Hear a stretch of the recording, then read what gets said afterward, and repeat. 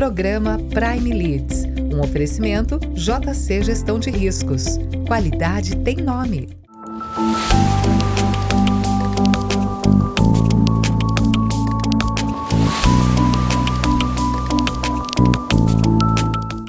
Sejam bem-vindos a mais um programa da Prime TV. Obrigado, telespectador, pela tua audiência. Obrigado por esse encontro semanal que nós temos aqui na Prime. Satisfação hoje de receber o Marcelo Lázaro. Marcelo, que é conselheiro de empresas, gentilmente aceitou o meu convite para vir falar da sua história, do seu momento e, claro, também sobre o futuro. Marcelo, super obrigado por ter aceito o convite. A nossa conexão ela é relativamente recente. Tivemos uma primeira conversa via LinkedIn, fizemos uma call, participou de uma live e hoje gentilmente aceitou o meu convite. Muito obrigado por estar aqui conosco hoje. Prazer é todo meu, Luciano, conversar aqui com vocês e compartilhar um pouco da minha experiência, da minha vivência e trajetória. Agradeci e continuo agradecendo muito o seu convite, as nossas interações até agora. Muito obrigado. Você tem uma carreira executiva muito bem construída, né? Para o nosso telespectador conhecer um pouquinho a tua trajetória, conta um pouquinho para nós essa jornada que você vem construindo antes da gente falar do teu momento, Marcelo. Minha trajetória em recursos humanos começou de uma forma um pouco diferente, né? Eu entrei em uma grande consultoria chamada Accenture e a demanda daquele momento era alguém que conhecesse números, indicadores, sistemas sistemas e com uma visão um pouco mais lógica e numérica, né? E foi uma porta de entrada para mim muito importante, porque a Accenture foi uma grande escola, continua sendo uma referência em consultoria de estratégia, de gestão de pessoas, e agora com a inteligência artificial, a Accenture também tem se posicionado de uma forma muito importante como player nesse mercado. Depois da Accenture eu fui para o mercado de energia, de geração e distribuição de energia, na Electro, Neo Energia, uma empresa fantástica, foi 5 vezes Great Place to Work, uma empresa que se destaca pelo nível da sua qualidade, dos seus colaboradores, sempre prezando pela vida das suas pessoas e das suas famílias. Foi ali que eu aprendi muito em relação à segurança do trabalho, e hoje se fala tanto com a NR1, né, da segurança psicológica também, e lá atrás a gente já falava sobre isso na Electro. Então, para mim também foi uma grande escola nesse sentido.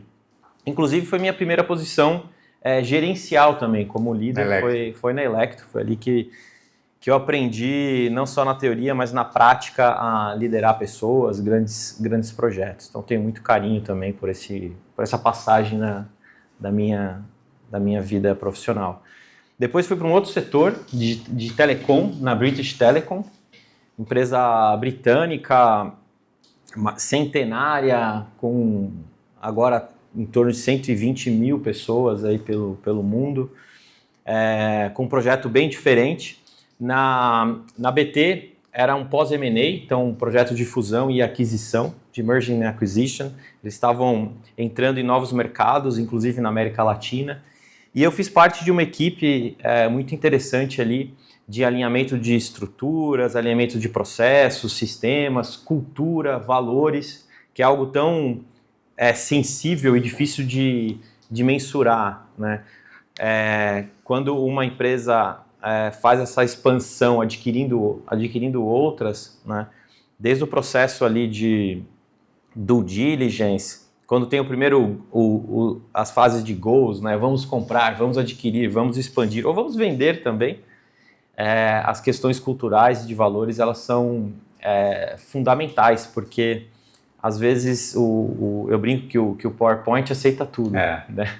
E os números ali nem sempre trazem essa informação de valores, de cultura, então é algo muito importante. Então na BT foi uma passagem diferente, com uma oportunidade de viagem para muitos países na América Latina, multiculturas, idiomas.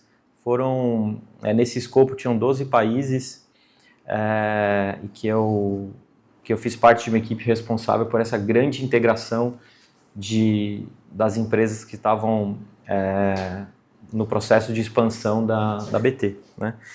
Na BT também fiz parte de projetos na Europa, um pouco de Portugal, França e na própria Inglaterra, onde era a matriz. Então, foi uma passagem de muita internacionalização, de uma visão assim, bem estratégica de como as empresas podem crescer e, porém, a importância de se considerar valores, culturas e todas essas questões não tangíveis num processo grande desse, né? E minha última passagem foi na Mary Kay, indústria de cosméticos, do setor de venda direta. É uma empresa americana com participação e operação em quase 40 países, né? E eu fui diretor de recursos humanos, diretor do Instituto Mary Kay por 14 anos. Projeto de expansão do negócio no Brasil, muito interessante também.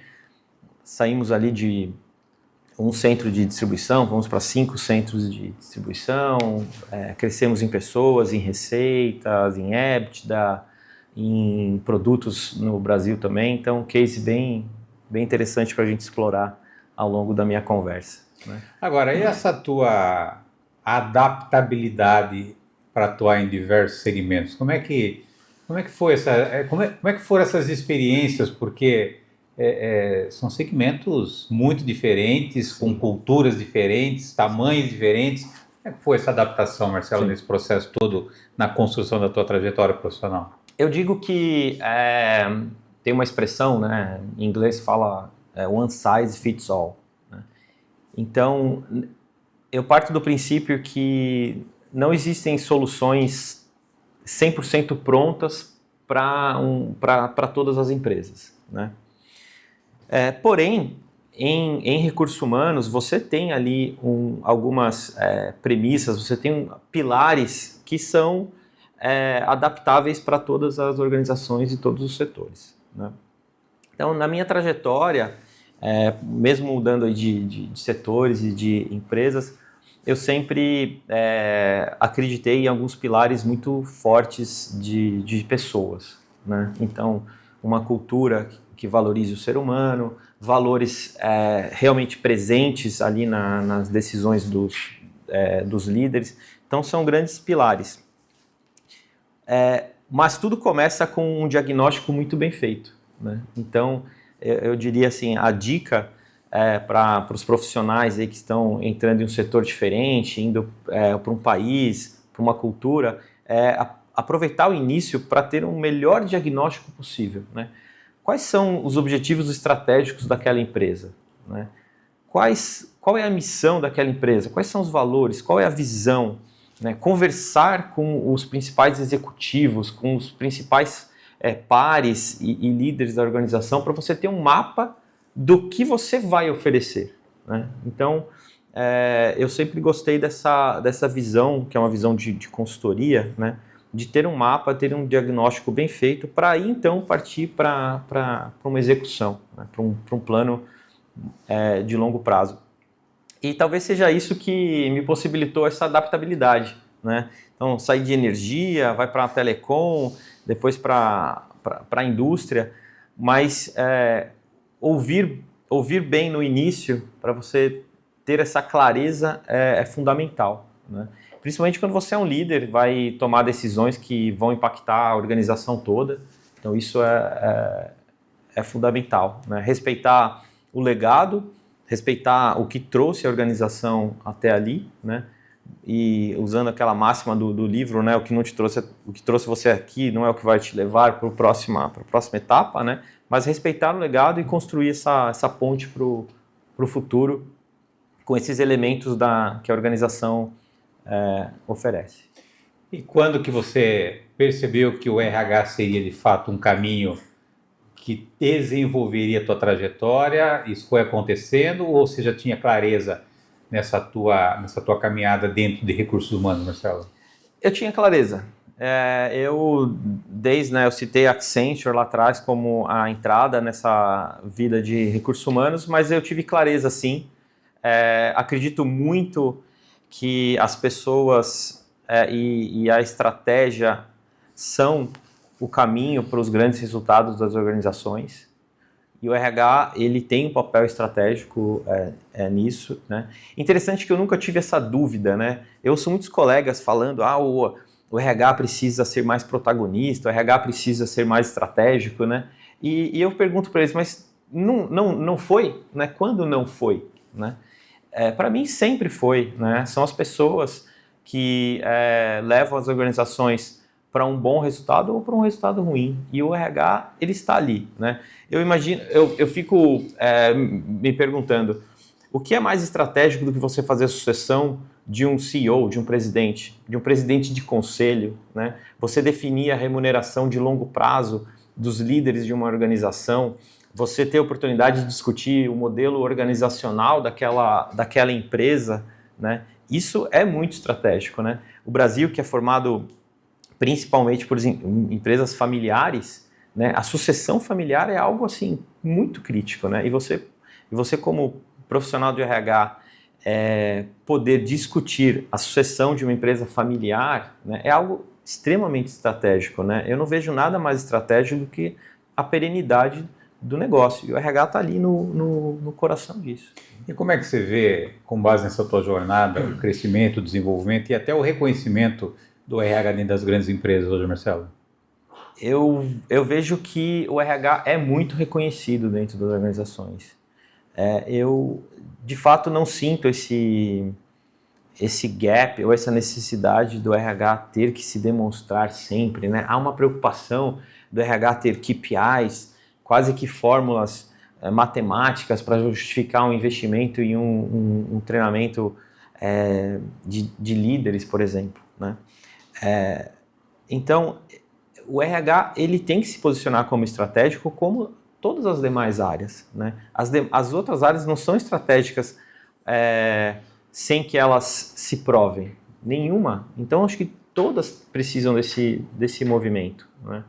Eu, por exemplo, gosto de usar alguns indicadores 100% atrelados ao negócio, né? Então, eu uso muito, vou até citar aqui alguns que são parte aí do meu, estão sempre no meu BSC, assim. EBITDA por custo de funcionários, então você saber se o seu custo total de pessoas está crescendo mais ou menos do que o seu resultado financeiro, isso é um indicador de RH, né? Você conhecer a margem bruta líquida da organização e como o seu custo total de pessoas, né, seu total labor cost, está impactando aquilo, são indicadores de RH. Então, treinamento de liderança se justifica porque o meu custo de pessoas está crescendo muito abaixo do meu custo fixo da organização. Então, esse conhecimento de um P&L, de um balanço, tem que fazer parte do líder de recursos humanos. Se não tem, aí eu acho que é uma dificuldade que o RH vai ter de sentar à mesa e discutir estratégia. Muito bem, Marcelo, eu vou pedir a tua licença para um rápido intervalo. Na volta nós retomamos aqui o assunto com o Marcelo Lázaro. O Marcelo é conselheiro de empresas. Nós voltamos no instante.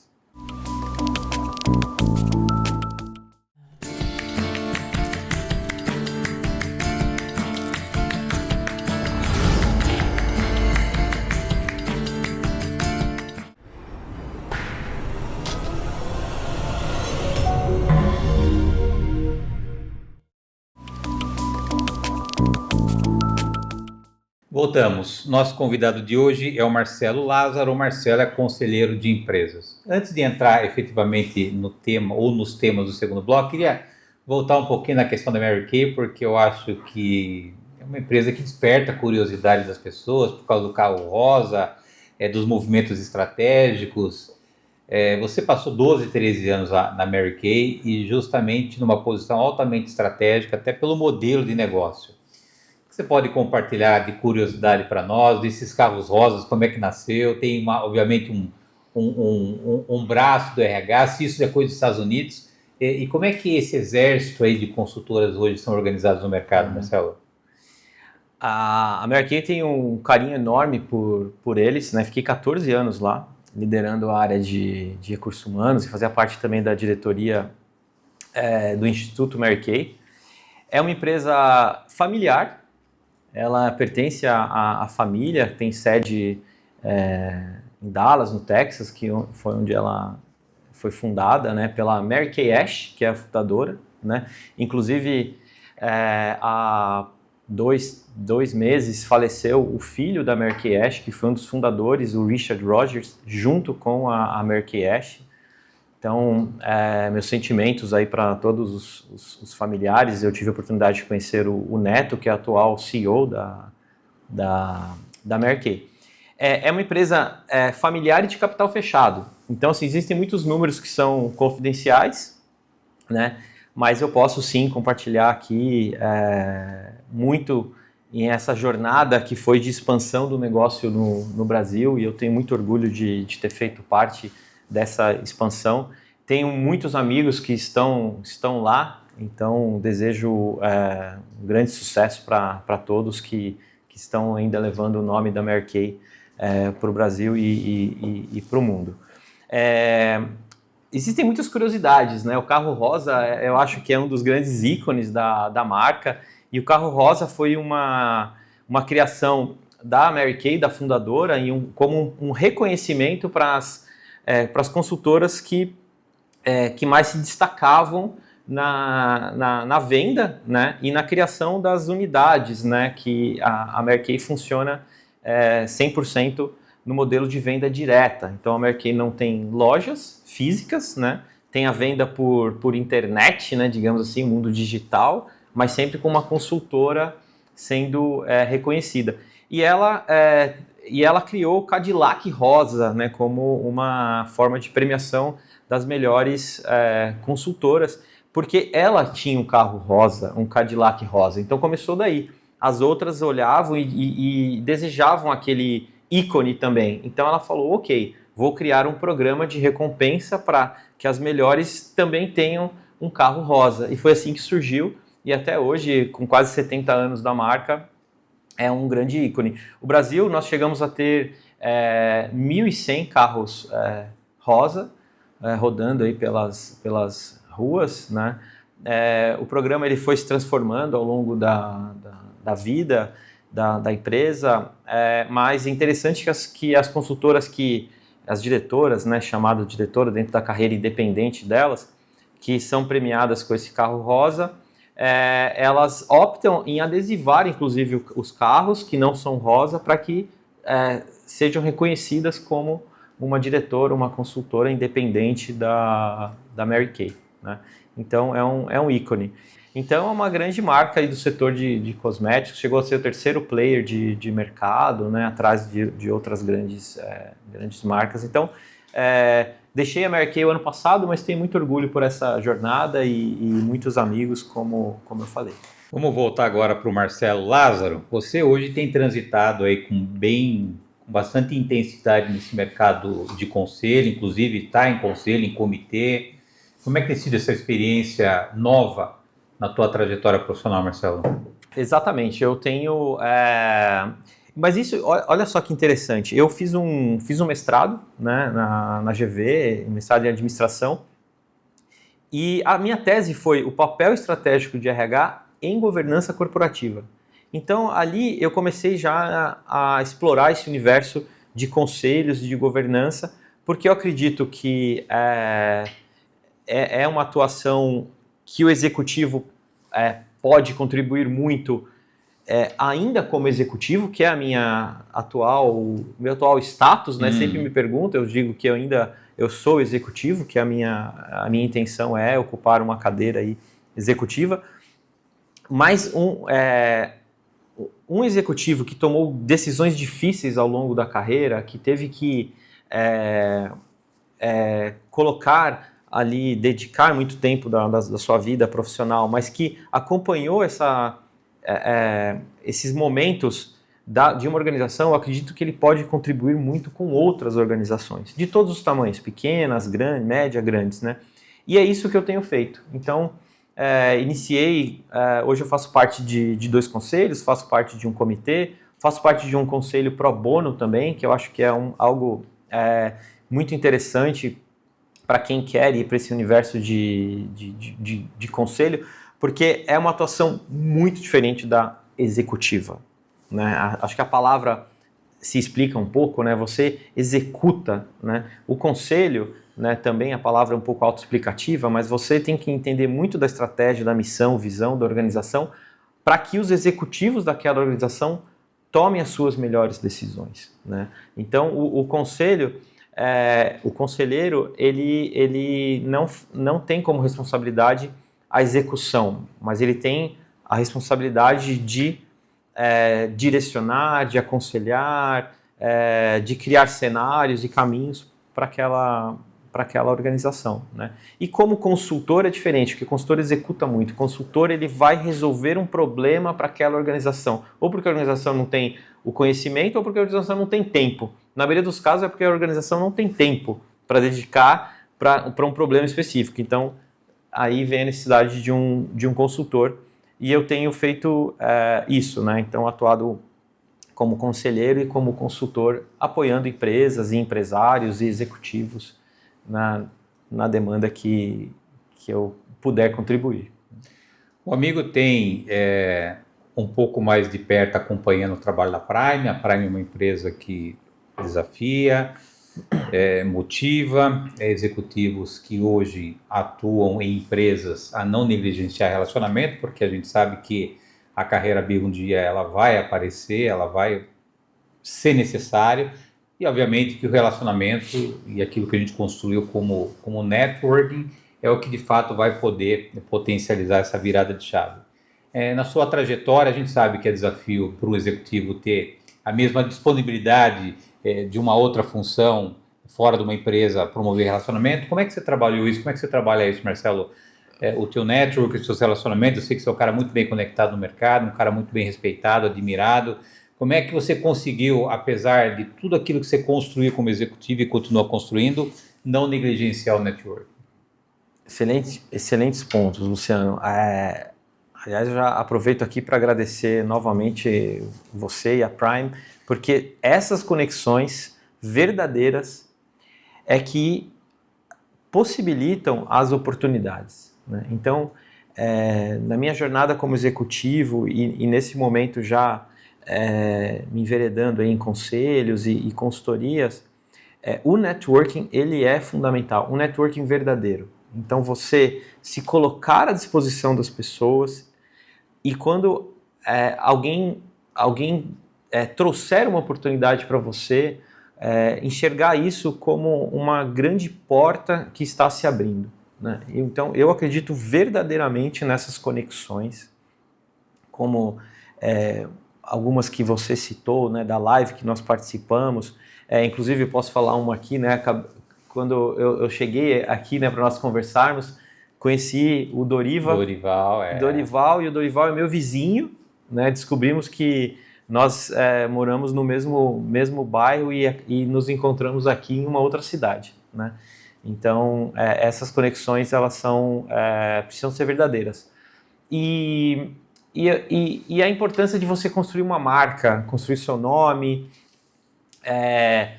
com os valores corretos, com a regra de ouro, né? Tratar os outros como você gostaria de ser tratado. Eu vejo isso também como um pilar fundamental. Mas ter uma rede de conexões ao que você possa conectar quando você precisa e quando essa rede te conectar também, você se colocar à disposição. Eu acho fundamental.